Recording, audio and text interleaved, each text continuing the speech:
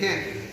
سارے لوگ صبح گھروں سے نکلتے ہیں، یقین ان کو گھر سے نکالتا ہے کہ میں مزدوری کرنی ہے تو میرا کام ہونا ہے، میں نوکری کرنی ہے تو میرا کام ہونا ہے، میں مجھن پٹے پانے نہ تو نہ شامی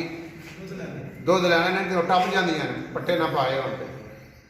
پہلا پہاڑا بھی پائی دا تا مجھاں ملتی ہیں۔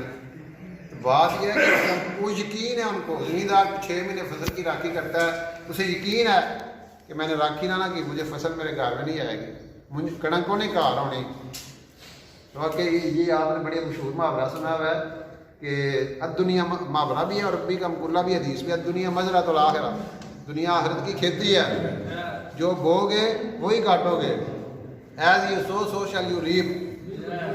As you sow shall you reap, جو بوئیں گے وہی کاٹیں گے۔ اس لیے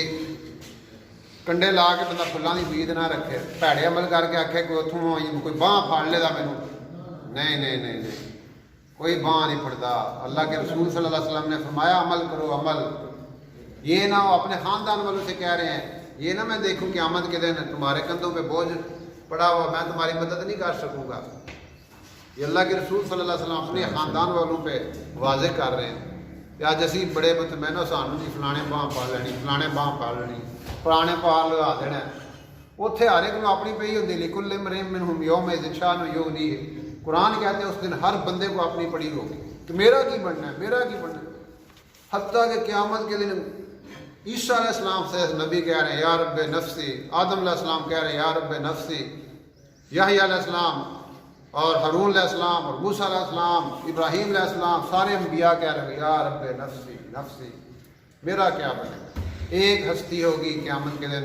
ایک ہستی ہوگی، وہ محمد مصطفیٰ احمد مصطفیٰ صلی اللہ تعالیٰ علیہ وسلم کی ہستی ہوگی،